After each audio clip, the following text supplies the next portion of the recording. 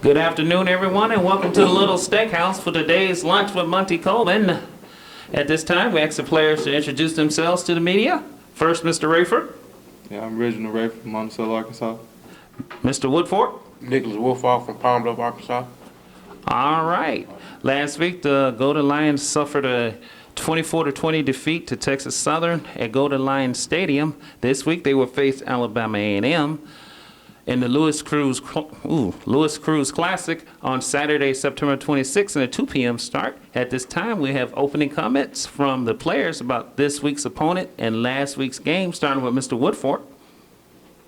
Well, it was a tough loss last week. I think we did good coming out. We just got to put together the finish and come out with the win. This week, starting today, we get ready for the game plan against Alabama A&M, and I'm looking forward to that. All right, now we have opening comments from Mr. Rayford. Yeah, last Saturday it was a difficult loss. But, coaches, they're going to prepare us, good enough for this Saturday. We put that game in the past this Saturday. Hopefully we get the win. All right, we'll have opening comments from my head coach, Monty Coleman. Thank you. Once again, I want to thank Mr. Tony for allowing us to be here at the Little Steakhouse to have this press conference. I guess the guys kind of expressed it the best. It was a very difficult loss for us this past weekend against Texas Southern. We felt very prepared for that particular football game. We came out and did some of the things that we wanted to do. And starting fast is always one of the key ingredients for our success.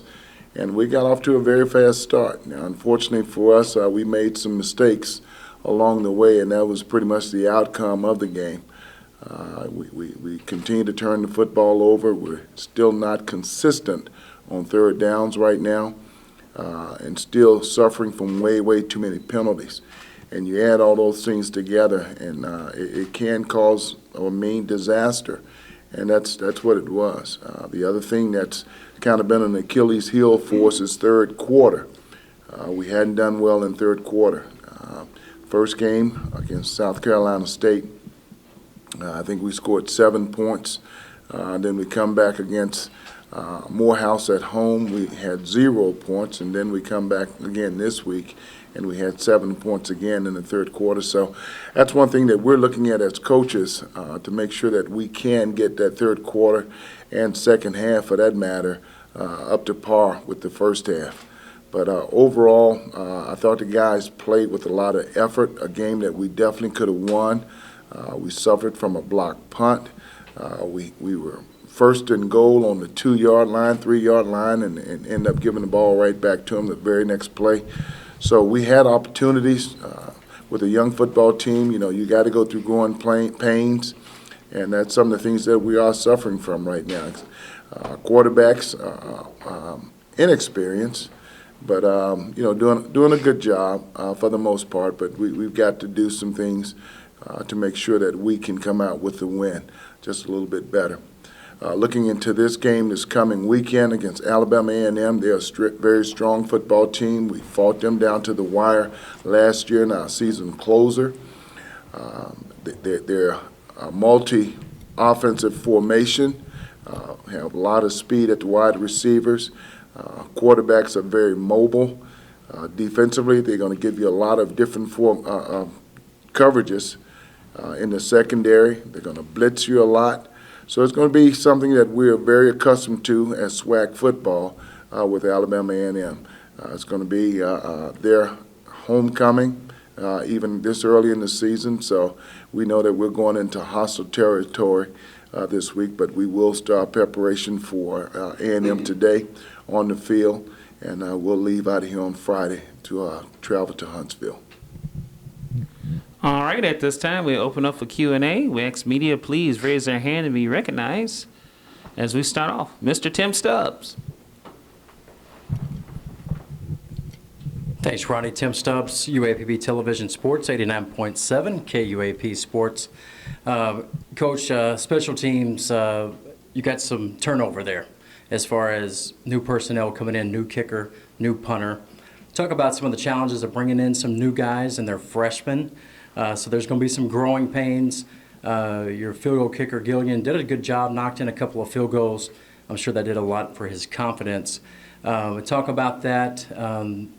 The block punt was a big play in the game, and I believe they partially blocked one earlier in the game. It was the same player that got in there. Talk about some of those challenges and maybe some of the things you are doing to work on that as far as those growing pains are. Yeah. Well, first of all, Mr. Gillen, he's doing a good job. We watched him on film. We had 3, maybe 4 kickers that we were trying to sign. Each one committed to us verbally. When it was time for them to come, they didn't come. We had one on the hook that actually signed a contract with us, or a scholarship with us. And right before training camp, he decided not to come. And we were very fortunate to find Jamie. Jamie has a very strong leg. Jamie's background is rugby. And a lot of the things that he referred to on the football field is rugby. And some of his kicking style comes from playing rugby. But he has a very strong leg. It's just a matter of him being a freshman, also getting more accustomed to American football. But he's going to be a very strong kicker for us. He kicked the opening kickoff out of the end zone, which that's what we're looking forward from him, and he's going to be good. I think it was a good setting for him to be able to kick the 2 field goals because he struggled the last couple of games with field goals, and for him to come out and kick those 2, I think it's going to boost his morale. The block punt, the things that we did wrong in this particular ball game, or the things that happened to us that turned out to be wrong, was more so us than it was them. And, we just didn't block down on that particular punt. The one that he got close to, no, he didn't touch the first one. He forced a bad punt. But the second one, of course, he did block it. And all we had to do is just block down in our gap. A lot of times what we do on the punt team, we're a little anxious to get downfield and make the tackle and don't just carry out the responsibility to the fullest. And that's all it was. It wasn't a lack of effort. It wasn't a blown assignment. It was just trying to do a little too much, and we got to take care of our main responsibility. So we are a very young football team, and things like that's going to happen with a young football team. And we've learned from it. Even with that block punt, we still had the ability to still win that football game, or had plays that we could have come back and won the football game. So, things like that happen to Tim, and the thing that we've got to do is we've got to overcome those things from an offensive standpoint or a defensive standpoint. Coach, how's it been to be able to coach your son for the first time in your career? I know that it's a very unique opportunity. Not many dads or coaches ever get this opportunity. He played linebacker 3 years, Arkansas State. You grew up watching him, and he's played everything from safety to quarterback to receiver. Now he's a tight end. With your team, how has that been? I know you tried to get him involved more in this game. They tried to get him the ball because he is such a great playmaker, and he was able to make some plays. And I know they tried to force some to him that maybe shouldn't have been thrown. But just kind of talk about that process and where Kyle Coleman fits in with this team. I think he fits in great with his football team. My wife, his mom, has always asked me to coach him, and even as the head coach, indirectly I'm coaching him. Directly, I don't have anything to do with the offense, so I'm not coaching him at all. It is fun to watch him on the field. The young man comes with his sleeves rolled up. He's a blue-collar worker, and he works extremely hard. So to watch him as a senior, a graduated senior, to come and play with us this year, it's a joy for me. I think he's enjoying himself. I'm definitely enjoying myself. We did try to get him involved a little more in this last game. He suffered a ankle sprain, a bad ankle sprain in the first game against South Carolina. So in the Morehouse game, we kind of didn't use him quite as much, but he's back healthy again, so we are going to utilize him a little bit more. But he means a lot to the offense. The offensive coaches, I think they like him in that role. And we had a choice of moving him to defense or offense, and I left that choice up to him. and he chose to go to the offensive side, which I agreed with him because I think that's the best side of the football for him is the offensive side. Yeah, he's looked good. I mean, he's slimmed down Yes. since, being a linebacker That's right. and made that transition. He's done a lot of hard work. Finally, before I hand it over to somebody else, we'll go back to about 12 minutes in the fourth quarter, and I know you may not can say a whole lot with restrictions and things of that nature with the conference and things of that, but the play where Terrell was diving, trying to get to the end zone, started off, it was a 1st and goal from the 6. They had just muffed a punt. You recovered it, and you were set up to go in for the go-ahead touchdown, and there was I believe it may have been an option play where he could have handed off to the fullback or running back. Terrell decided to keep it, and it appeared, for me broadcasting the game, the fumble happened extremely late in the play. I thought that he was down, and then as he was slung to the ground afterwards, can you just talk about that play? And I know from my viewpoint, and as I was broadcasting it, you were extremely upset, as upset as I've seen you on the sideline. Talk about that play and kind of what you saw from the sideline versus where we may have seen as fans or in the broadcast booth. Talk about that play, because at the time, with 12 minutes to go, you're not thinking, hey, this could be the game-winning play. But as things unfolded, it really happened to be the final score because of the result of that play. But now that you have time to reflect on it, what you saw, and take us back, and there's no replay in your regular mainstream SWAC games, but if it's on an ESPN, you get a replay, the inconsistency of that, and just kind of talk about that a little bit. Well, first of all, Tim, I think this play and other plays throughout SWAC play, other teams, it doesn't matter if we're playing or we're not playing. I think this is a great example of the reason why we do need instant replay in our particular football games. Very, very close. Watching the film, he was down. His elbow was down. The one thing he did that we don't teach is stretch the ball out. He did try to stretch the ball out, and once he stretched the ball out, he became vulnerable for the guy hitting the ball and knocking the ball out of his hand. But prior to that, his elbow was down, and he was also, his knee was down. So, it's a judgment call. It's a long distance for the official, and he basically saw the ball come out, and he threw his beanbag. But watching it on film, it's very clear that, if we had instant replay, then that play may have been overruled in our favor. So, that's some more ammunition as we go to our SWAC meetings and stuff that we can throw toward the commissioner and others, the presidents and athletic directors, to say that we definitely need instant replay in our games because, believe it or not, that was a go-ahead touchdown that could have, given us the ball game. I know it was a lot of time still left on the clock, but, we had momentum then after that muff punt. And so it was one of those things where I think instant replay would have been ideal for us in the SWAC. What happened with the timeout at the beginning of the third quarter on the first play? Because I know you would love to have had that back on the last drive. Just confusion with the quarterback. He wasn't quite sure the play to run.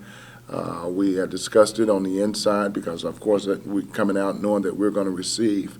But when he got out, he just had a young quarterback, a lack of thinking.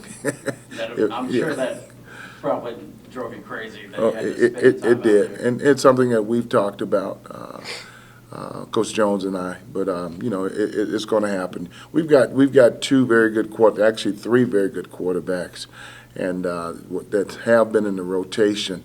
And neither of those guys, because of Ben Anderson, have really gotten any playing time. So they're going to make some mistakes. They're going to forget plays here and there. It doesn't have anything to do with preparation.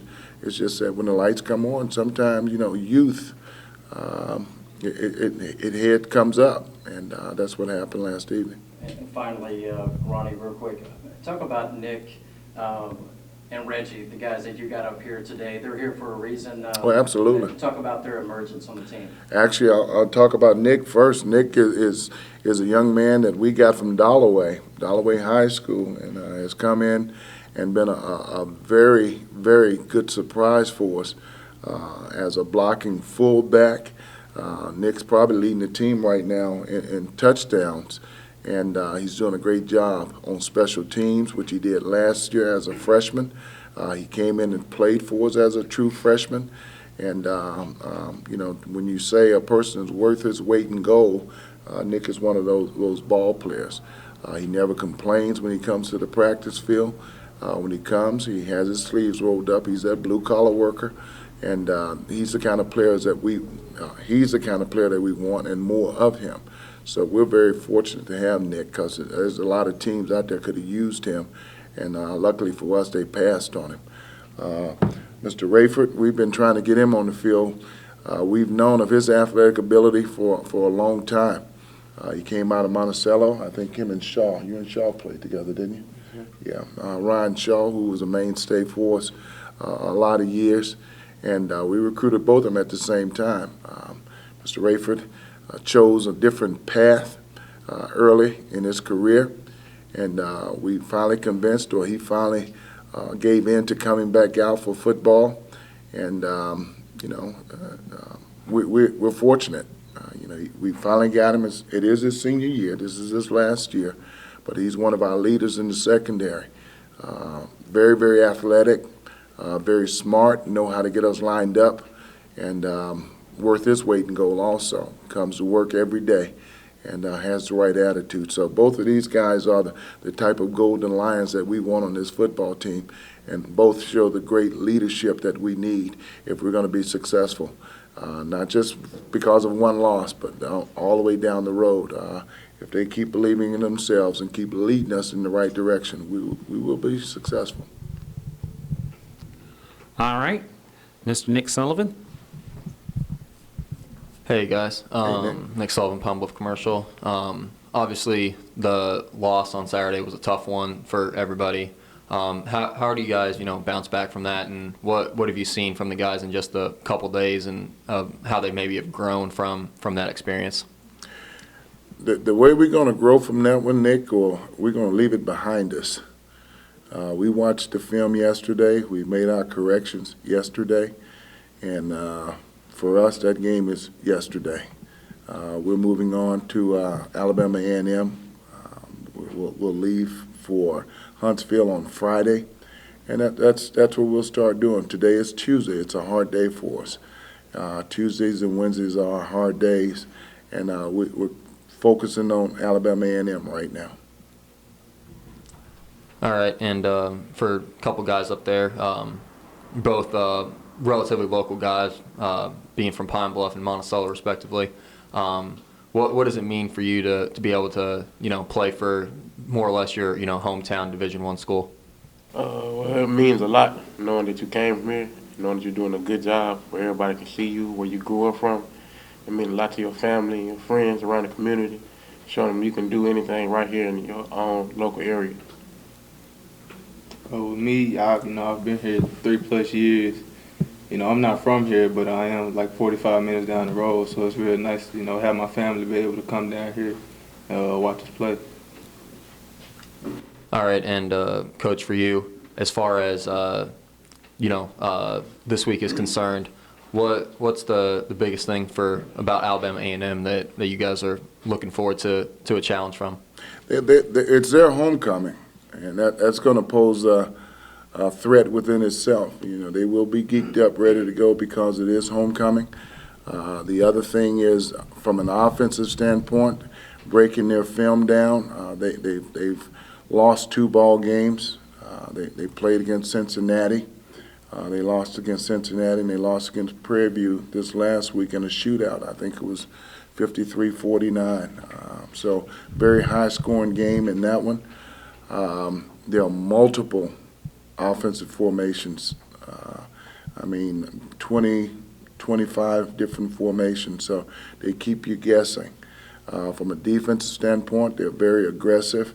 They're going to play a lot of man-to-man coverage. They're going to blitz you. pretty much every down. So they're going to challenge you from an offensive standpoint. So the thing that we've got to do is keep the same concept that we've had from the very beginning. It's not what they do, but what we do. If we go out and we can play a mistake-free football game, protect the football, and cause them to give us big plays, and our chances go up. But if we turn the football over like we've done in the last 3 football games, it's going to be hard to win this particular game in a hostile territory. So it's just taking care of our business for the most part. What we've got to do, we've got to play complete team football in all 3 phases: offense, defense, and special teams. And if we can do that, I think our stock goes up against Alabama A&M. We were able to beat them last year, the last game of the season, so I know that's going to be a little stuck in their throat. I want to clear that out on a game they probably thought they should have won. But the thing that we've got to do is just play mistake-free football, and I think everything's going to be okay. All right. Are there any more questions for Coach or the players? Yes, sir. Mr. Pettigrew.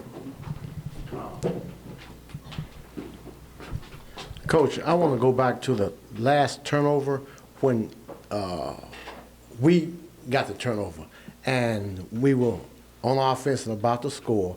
I watched Marcus Terrell on that last play, and I felt like he was trying to reach the ball across the line, which is something any offensive-minded player is going to do, as opposed to tucking the ball. And I think next time he'll realize that he better protect the ball, yes, as he said before. But for that reason, and knowing that we had the game in hand, because I felt like had he protected that ball, we had a score. Yeah. You know, Nicholas, I feel certain that we would have run Nicholas, and Nicholas would have scored. Yeah. And I got a new name for Nicholas, Baby Bull. He rhymes like a bull, you know. But that game didn't hurt me as bad as some other losses. You know, when you are not in a position to win, Right, that's a whipping and expletive deleted. Yeah.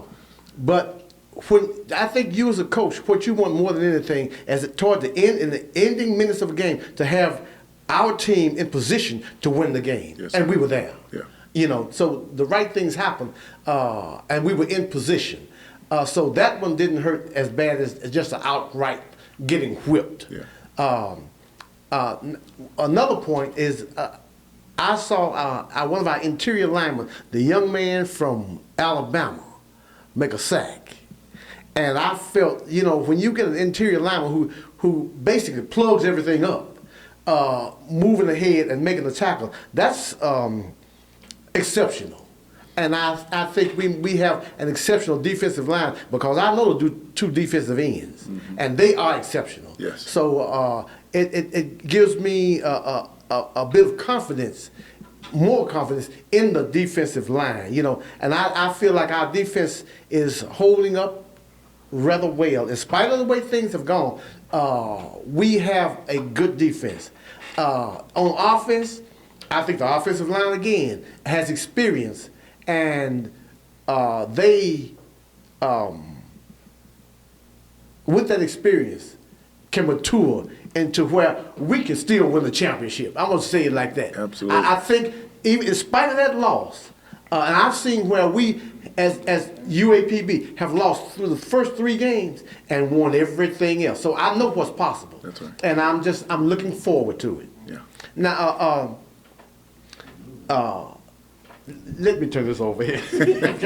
Let me just comment. Bubba, on some of your comments. You know, this game hurts.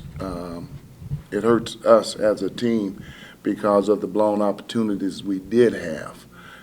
Yes, you know, Mr. Terrell, he's trying to make a play.